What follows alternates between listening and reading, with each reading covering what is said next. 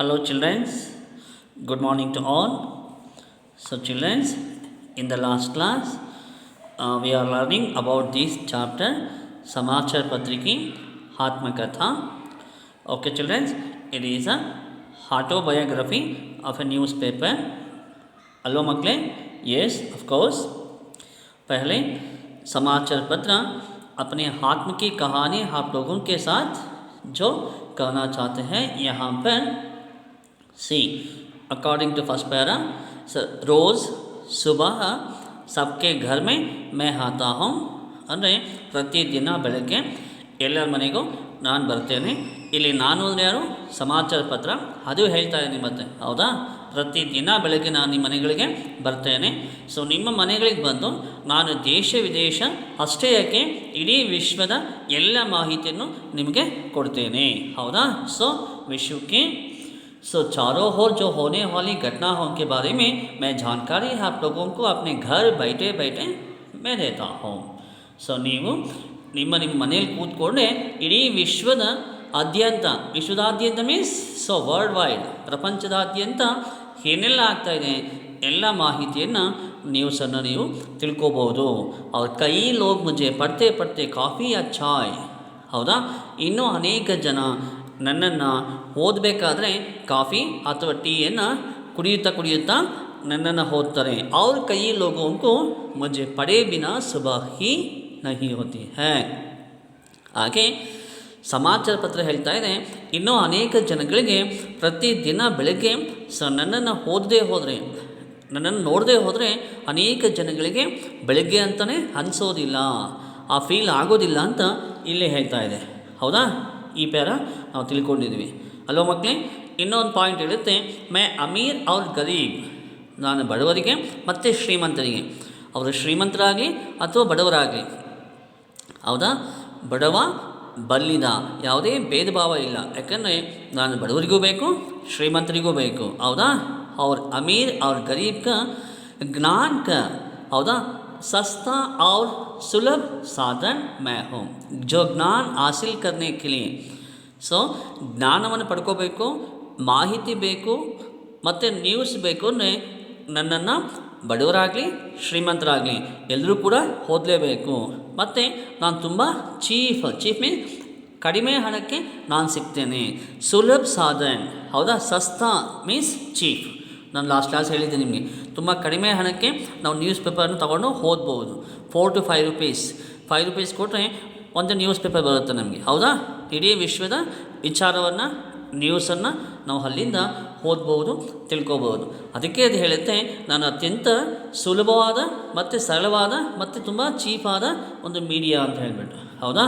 ಇದಾದಮೇಲೆ ಇನ್ನು ಪ್ರಾಚೀನ ಕಾಲ, ಲಾಸ್ಟ್ ಕ್ಲಾಸಲ್ಲಿ ನಾನು ಹೇಳಿದ್ದೆ ನಿಮಗೆ, प्राचीन काल में राजा और महाराजा संदेश कैसे भेजते थे? सी चिल्ड्रंस, कबूतरों के द्वारा भेजते थे. इसके अलावा संदेशवाहक भी थे, हौदा?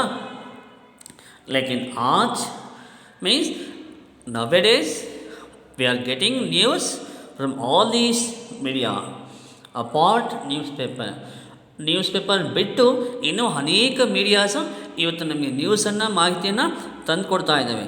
Example telephone, television, radio, Doordarshan, computer ಆದಿ, ಹೌದಾ ಮಕ್ಕಳೇ? ನೋಡಿ ಇಲ್ಲಿ ಹೇಳುತ್ತೆ, ಆಜ್ ಸಮಾಚಾರ ಪಹುಂಚಾನೆ ಕೆ ಕೈ ಸಾಧನ್ ಬನೆ ಹೇ.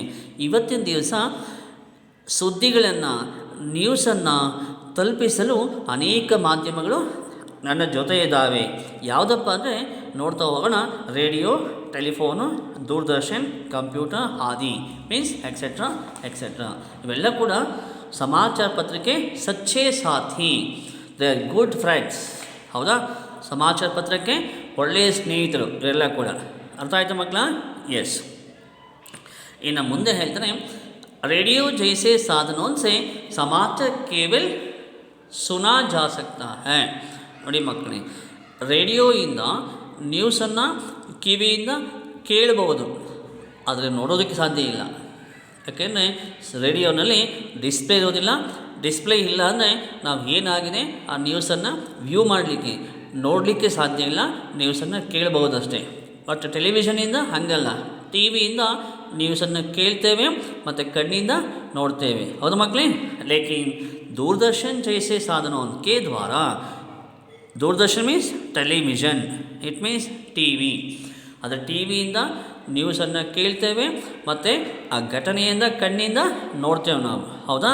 ಸೊ ಇದೆಲ್ಲದಕ್ಕೂ ಕಂಪೇರ್ ಮಾಡಿದ್ರೆ ಇನ್ ಸಭಿ में से see childrens in the picture we can see radio, mobile phone ಮತ್ತು computer.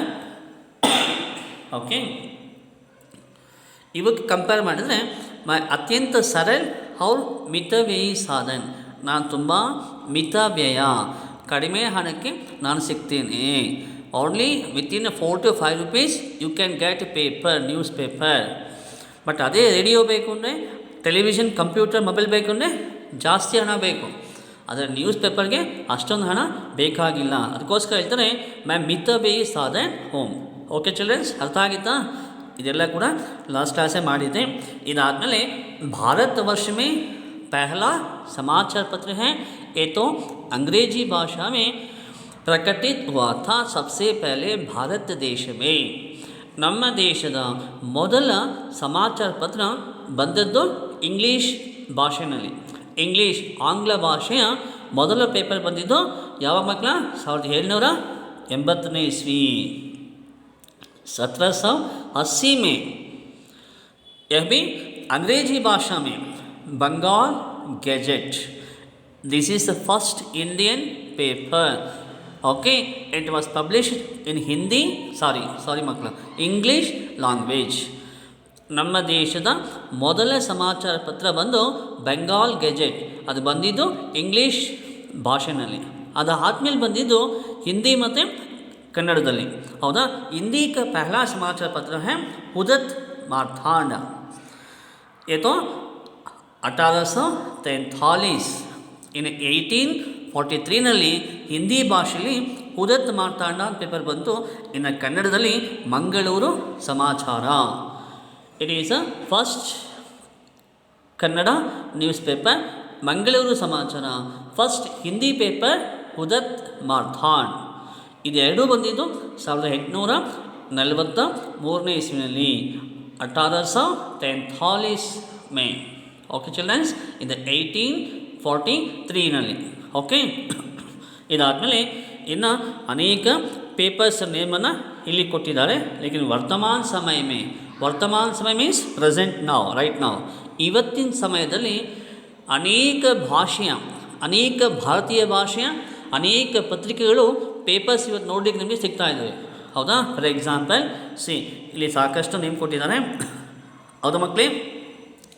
Navbharat Times, Hindustan Times, Times of India, Deccan Herald, Indian Express, Samyukta Karnataka, Vijay Karnataka, Prajavani, ಹೌದಾ, ಉದಯವಾಣಿ, ಅಮರ್ ಉಜಾಲ, ದೈನಿಕ್ ಜಾಗರಣ, ರಾಜಸ್ಥಾನ್ ಪತ್ರಿಕಾ, ಜನಸತ್ತಾ, ಆದಿ ಮೀನ್ಸ್ ಎಕ್ಸೆಟ್ರಾ ಎಕ್ಸೆಟ್ರಾ. ಹೀಗೆ ಕನ್ನಡ, ತಮಿಳು, ತೆಲುಗು, ಮಲಯಾಳಂ, ಹಿಂದಿ, ಸಂಸ್ಕೃತ, ಇಂಗ್ಲೀಷ್, ಹೀಗೆ ಅನೇಕ ಭಾಷೆಯ ಅಸಂಖ್ಯ ಪತ್ರಿಕೆಗಳು, ಅಸಂಖ್ಯ ಸಮಾಚಾರ ಪತ್ರಗಳು ಇವತ್ತು ನಮ್ಗೆ ನೋಡಲಿಕ್ಕೆ, ಓದೋದಕ್ಕೆ ಸಿಗ್ತಾ ಇದ್ದಾವೆ. ಅರ್ಥ ಆಯ್ತು ಮಕ್ಕಳ. ಇನ್ನು ಮೇ ದೈನಿಕ್, ಸಾಪ್ತಾಹಿಕ್, ಪಾಕ್ಷಿಕ್ ಆದಿ ಕೆ ರೂಪ ಮೇ. ಇನ್ನು ಪೇಪರ್ಸನ್ನು ನಾವು ನೋಡಬೇಕು ಅಂದರೆ ಡೈಲಿ ಪೇಪರ್ಸು ಇದೆ, ವೀಕ್ಲಿ ಮ್ಯಾಗ್ಝಿನ್ಸ್ ಇದೆ, ಮಂತ್ಲಿ ಮ್ಯಾಗ್ಝಿನ್ ಇದೆ, ಇಯರ್ಲಿ ಮ್ಯಾಗ್ಝಿನ್ ಇದೆ, ಹೌದಾ. ದೈನಿಕ್ ಮೀನ್ಸ್ ಡೈಲಿ ಮ್ಯಾಗ್ಝಿನ್, ಇಸೆ कहते हैं दैनिक. ಸಾಪ್ತಾಹಿಕ weekly magazine.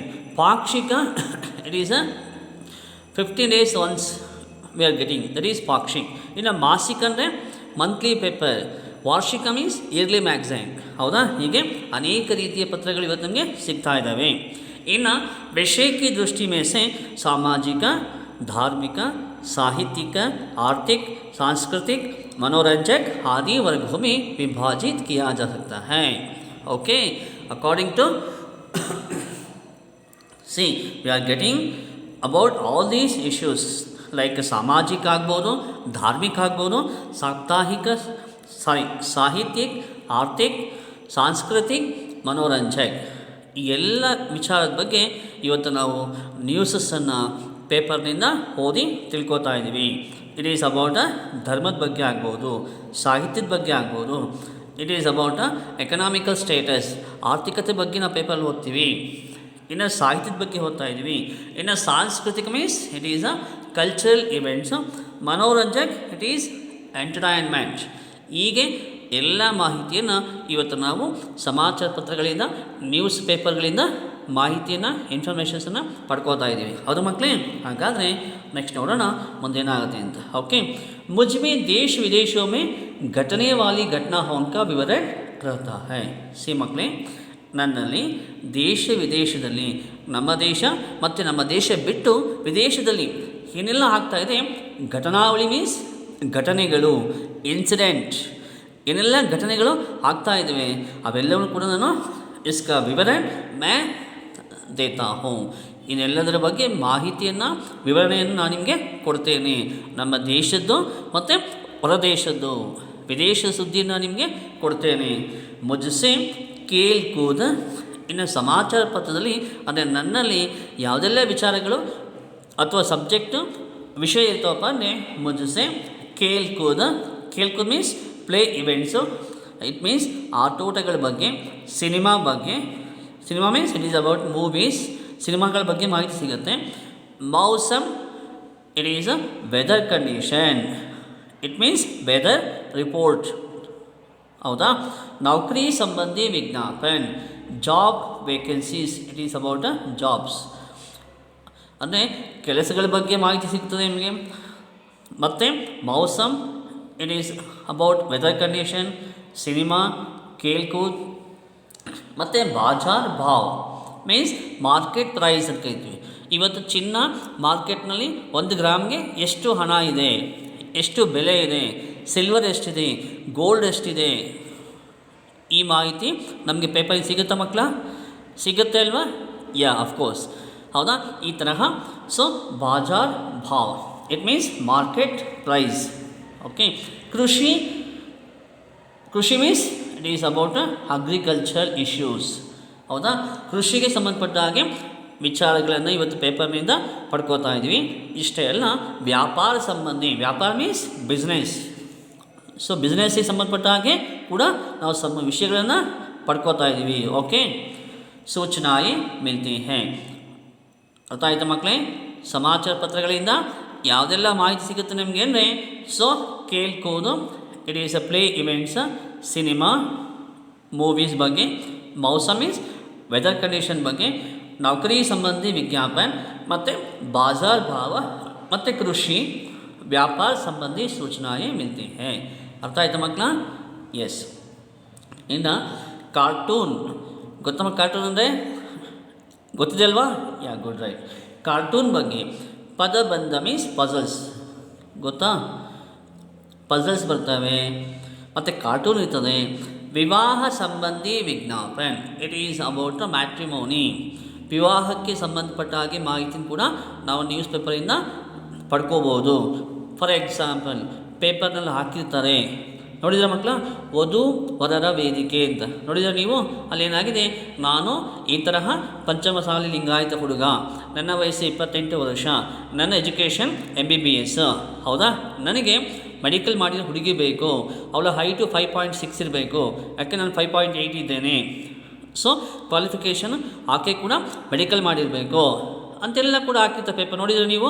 S, it is about ವಿವಾಹ ಸಂಬಂಧಿ ವಿಜ್ಞಾಪನ್, ಮ್ಯಾಟ್ರಿಮೋನಿ ಲಿಂಕ್ಸ್ ಅಂತ ಕರಿತೀವಿ ನಾವು. ಹೌದಾ? ಮದುವೆಗೆ ಸಂಬಂಧಪಟ್ಟ ಮಾಹಿತಿಗಳು ಕೂಡ ಸಮಾಚಾರ ಪತ್ರದಿಂದ ಸಿಗ್ತಾ ಇದೆ.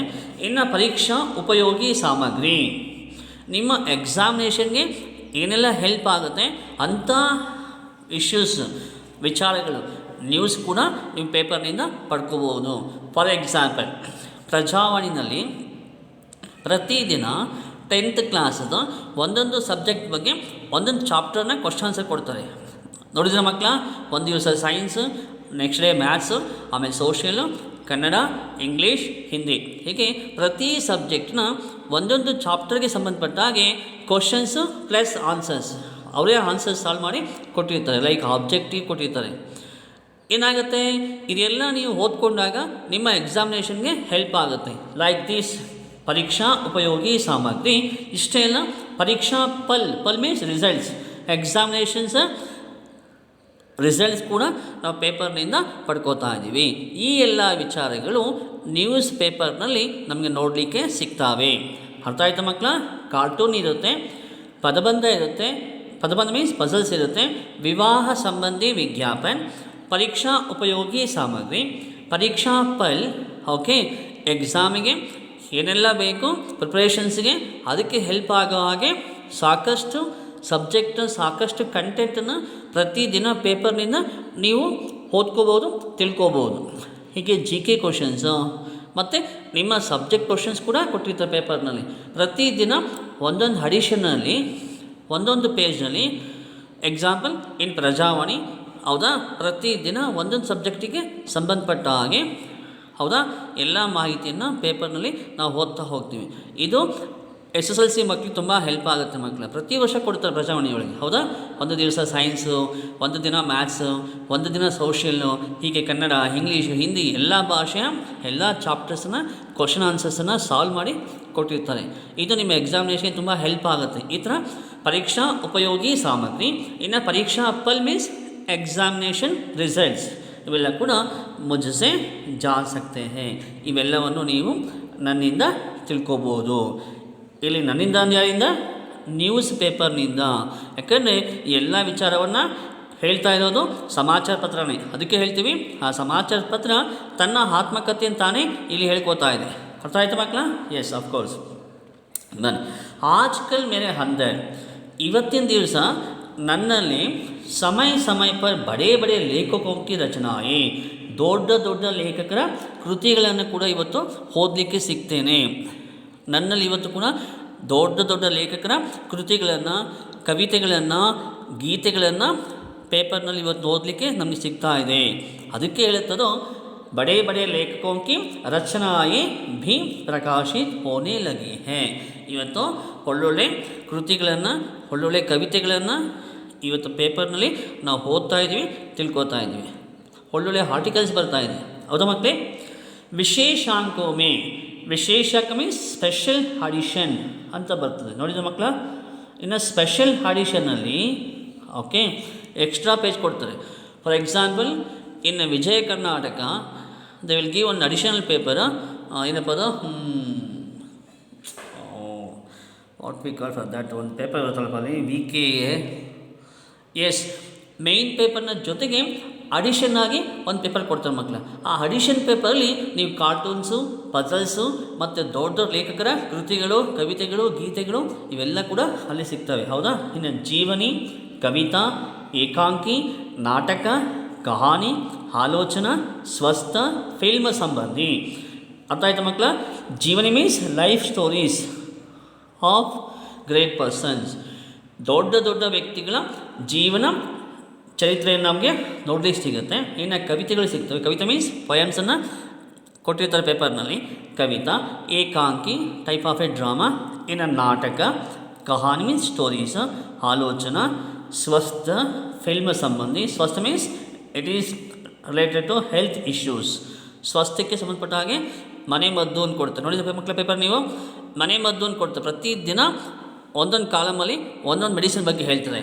ಈಗ ಅಜೀರ್ಣ ಅಥವಾ ಗ್ಯಾಸ್ಟ್ರಿಕ್ ಸಮಸ್ಯೆಗೆ ಅಥವಾ ಕಫ ಕೆಮ್ಮು ಇದ್ದಾಗ ಏನು ಮಾಡಬೇಕು, ತುಳಸಿ ಎಲೆ ಶುಂಠಿಯಿಂದ ಪೇಸ್ಟ್ ಮಾಡಿ ಅದನ್ನು ಕುಡಿಬೇಕು ಅಂತ ಹೇಳ್ತೀವಿ. ಈ ಥರದ್ದು ಮನೆ ಮದ್ದುಗಳು. It is about health issues. ಪ್ರತಿದಿನ ಪೇಪರಿಂದ ಈ ಥರದ್ದು ನಾವು ನೋಡ್ಕೋಬೋದು.